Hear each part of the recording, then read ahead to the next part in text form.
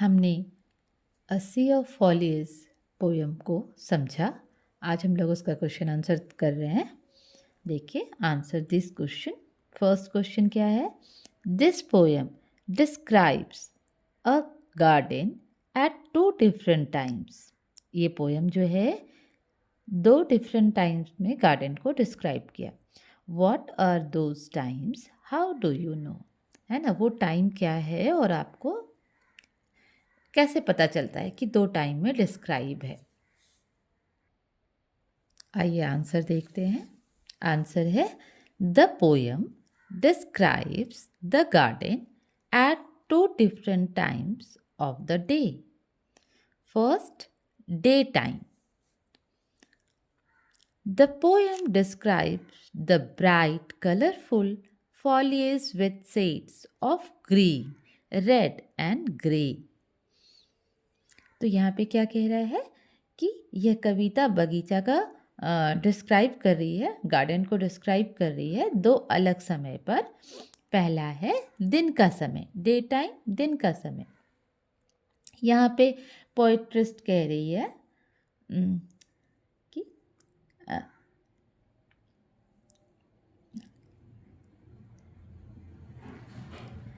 बगीचे की हरियाली और रंग बिरंगे पेड़ों का वर्णन करती है। यहाँ पे बगीचे की हरियाली और पेड़ों का रंग बिरंगे का वर्णन कर रही है ना। शेडेड ऑफ ग्रीन, ग्रीन के कई शेड पड़ रहे हैं, लाइट ग्रीन, डार्क ग्रीन। तो शेडेड ऑफ ग्रीन, ये day green of shaded of green कब दिखाई देगा? डे टाइम में ही। रेड कलर, ग्रे कलर, तो जिसके कारण ये हमें पता चल रहा है कि ये डे टाइम का है। अब नाइट टाइम, रात में हम लोगों को कैसे पता चलता है? The second part of the poem describe the moonlight falling on bamboo trees.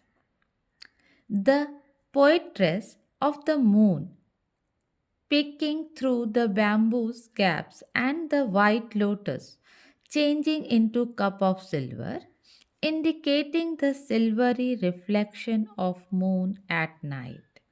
तो यहाँ पे कवित्री क्या कह रही है, पोएट्रेस क्या कह रही है? अच्छा देखिए, एक यहाँ पे क्या है, पोएट्रेस। तो यहाँ पे जो है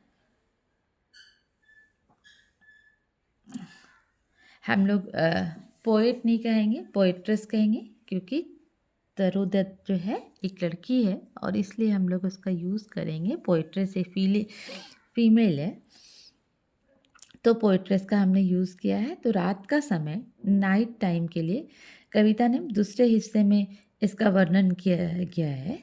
कवित्री ने बांस के झुरमुटों के बीच से चंद्रमा की किरणों को झांकने की बात की है ना। बांस के जो पेड़ हैं उसके बीच से चंद्रमा दिखाई दे रहा है, तो उसके बीच से चांद के झांकने की बात की है, देखने की बात की है, जिसके कारण सफ़ेद कमल के फूल जो है वो चांदी के प्याले में परिवर्तित हो जाता है। तो इसकी बात इन्होंने की है। अगर ये आंसर जैसे आपको बड़ा लग रहा है कि हाँ ये बड़ा है, वैसे ये लॉन्ग टाइप में आप लिख सकते हो। 5 मार्क्स के क्वेश्चन आएंगे तो उस टाइम पे आप लिख सकते हो। हम इसको शॉर्ट टाइप में भी देख लेते हैं। शॉर्ट आंसर में the poem describe the garden during day time and night time. ठीक है, पोएम हमें डिस्क्राइब कर रहा है कौन सा? गार्डन को, during day time and night time. How do you know, है ना। सेकंड क्वेश्चन हमसे पूछता है कि आपको कैसे पता चलता है। तो डे टाइम हमें कैसे पता चल रहा है? Bright colour of tamarind, mango and silk cotton flowers, है ना। ब्राइट कलर्स का उन्होंने बात किया है, टमैरिंड के कलर्स की बात की, मैंगो के कलर्स की बात की, कॉटन जो फ्लावर्स है उनके बात की हुई है। तो इससे हमें डे टाइम का पता चल रहा है। Night time, moon light on bamboo and the white lotus turning silver, है ना। वाइट लोटस जो है टर्न कर जा रहा है सिल्वर में, तो ये हमारे नाइट टाइम की बात की गई है। अब जो हमने फर्स्ट क्वेश्चन का जो हाउ डू यू नो, यहाँ पे मैंने शॉर्ट टाइम में हाउ डू यू नो साथ में बता दिया, तो ये शॉर्ट हो गया। और थोड़ा लॉन्ग में हमारा थोड़ा सा बड़ा हो जाता है। तो लॉन्ग टाइप में है the mention of bright colours such as red, grey and green indicates day time. जो हमारा मेंशन किया गया है ब्राइट कलर का, red, grey and green colour का जो मेंशन किया गया है, ये हमें इंडिकेट कर रहा है कि डे टाइम है। When colours are clearly visible, है ना, डे टाइम में ही कलर्स हमें क्लियरली विजिबल होगा, नहीं तो थोड़ा डार्क डार्क सा, ब्लैक ब्लैक सा लगेगा। तो यहाँ पे कलर की बात की गई है, मीन्स कि ये डे टाइम है। अब दूसरा, हाउ डू यू नो कि ये रात का समय है ना? तो the reference to the moon light, reference किसका दिया गया है? मून लाइट का। The silver reflection and the calm atmosphere suggest night time. Silver reflection की बात की गई है, तो इस समय एकदम शांत है, एटमॉस्फेयर शांत है, काम है, तो इसलिए ये सजेस्ट कर रहा है नाइट टाइम का। तो ये हमारा क्वेश्चन नंबर 1 हो गया। अगर आपको 5 मार्क्स में आता है तो आप लॉन्ग क्वेश्चन लिख सकते हैं। अगर आपको छोटा क्वेश्चन शॉर्ट टाइप में चाहिए तो यहाँ से यहाँ तक में आपका ये हो जा रहा है, और मीनिंग समझ लेने के बाद आपको बहुत जल्दी लर्न हो जाएगा। आइए तो हम लोग क्वेश्चन नंबर 2 देख। A sea of foliage, but not a sea of dull, unvariant green. Why is foliage compared to a sea? क्यों यहाँ पे foliage को कंपेयर किया गया है sea से? The foliage is compared to a sea because it is vast, widespread, and dense, just like a sea that stretches endless in all directions. तो यहाँ पे हमें हरियाली की तुलना, फॉलियस की तुलना सी से क्यों की गई है ना? क्योंकि इट इज़ वास्ट। वास्ट मतलब क्या हो जाएगा? वास्ट, VAST, वास्ट मतलब बहुत बड़ा। वाइड स्प्रेड, वाइड स्प्रेड मतलब क्या हो जाएगा? बड़े पैमाने पे। और डेंस मतलब घना। तो it is vast, wide spread and dense, just like a sea, है ना? जैसे कि समुद्र जो है बहुत दूर दूर तक फैला होता है, घना होता है, विशाल होता है, तो वैसे ही जो है गार्डन भी जो है वो बड़ा है, विशाल है, घना, इसलिए इसे सी से कंपेयर किया गया है। स्ट्रेचलेस, एंडलेस, है ना? इतना फैलाव है उसमें, इतना एंडलेस मतलब कहीं भी उसका एंड नहीं है। इन ऑल द डायरेक्शन, कोई भी डायरेक्शन, चारों तरफ आप देख लो तो कहीं भी एंड नहीं लगता है समुद्र में। तो इसलिए जो है इनका बगान भी ऐसा ही है कि कहीं पे एंड नहीं दिख रही है, फैला हुआ है, बड़ा सा है, इसीलिए इसका कंपेयर जो है सी से किया गया है। तो ये बहुत ही छोटा आंसर है, अब आप इसको समझ के बहुत अच्छे से याद कर सकते हो।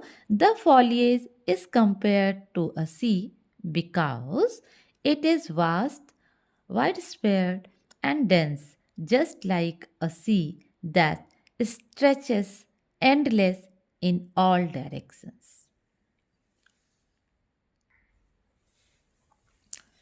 2 का ही क्वेश्चन नंबर बी है, how is the sea not of dull, unvariant green? Give an example of how the green varies.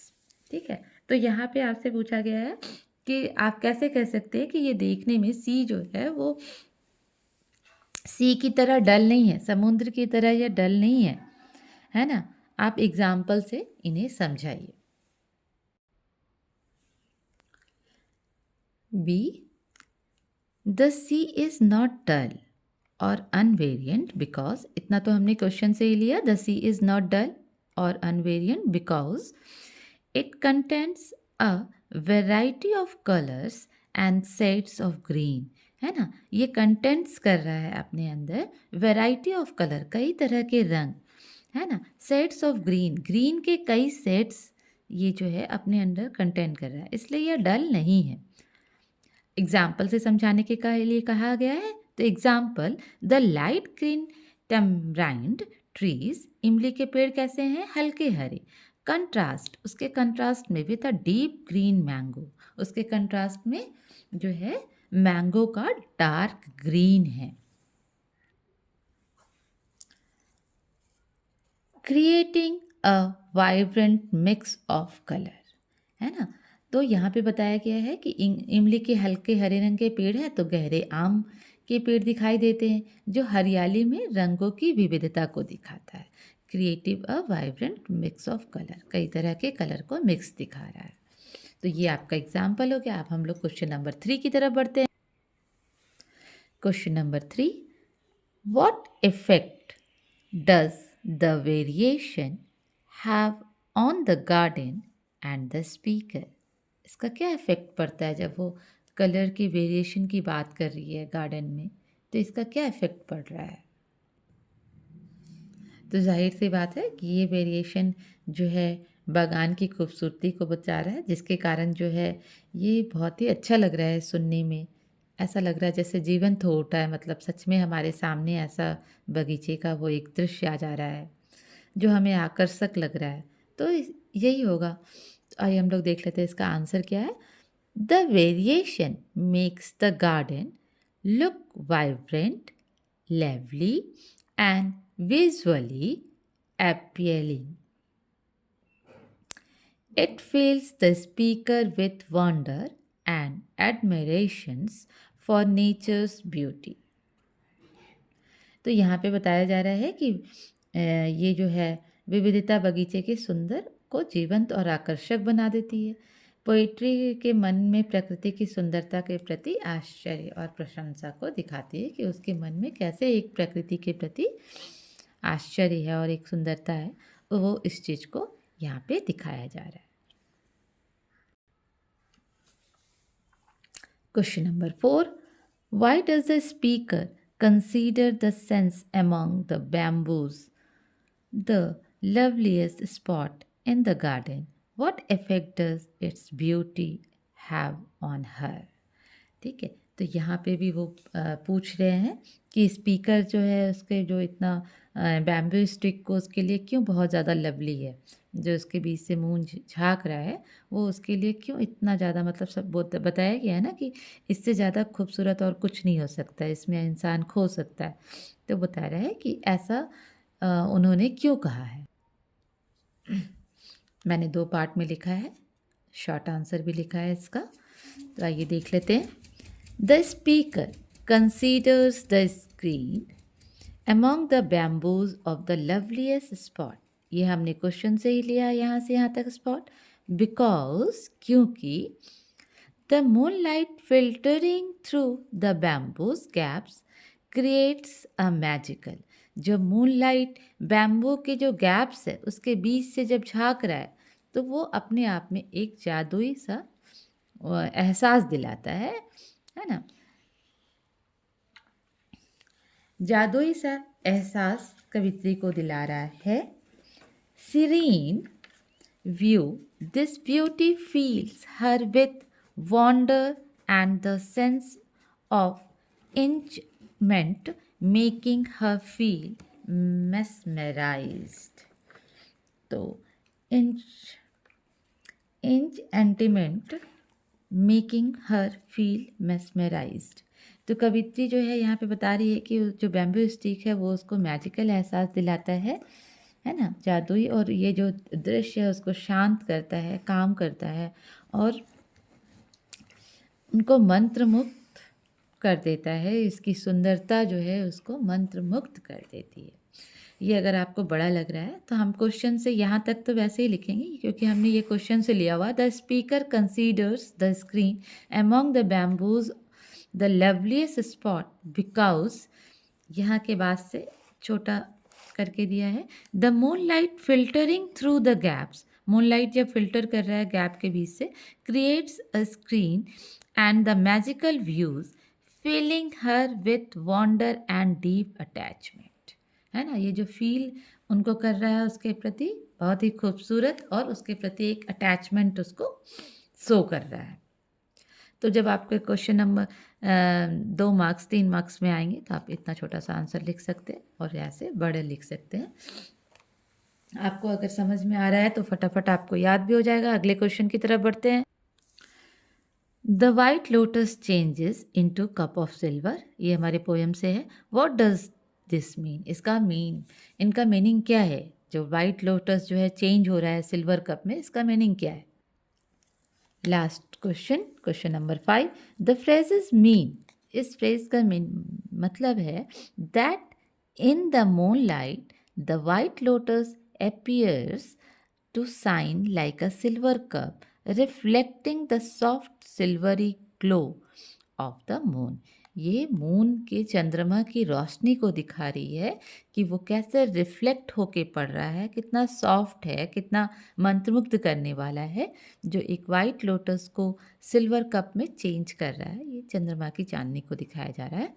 तो द फ्रेजेस मीन्स, जो यहाँ पे हमारे फ्रेजेस दिए गए हैं, that in the moon light the white lotus appears to shine like a silver cup, reflecting the soft silvery glow of the moon. इस तरह जो है हमारा क्वेश्चन आंसर ख़त्म हुआ। आशा है कि अब आपको समझ में आ गया है, आप तुरंत लर्न कर लोगे। मैंने कुछ लॉन्ग क्वेश्चन और शॉर्ट क्वेश्चन भी दिया है ताकि आपको लर्न करने में दिक्कत नहीं हो और आपके बहुत अच्छे मार्क्स आए। All the best for exam.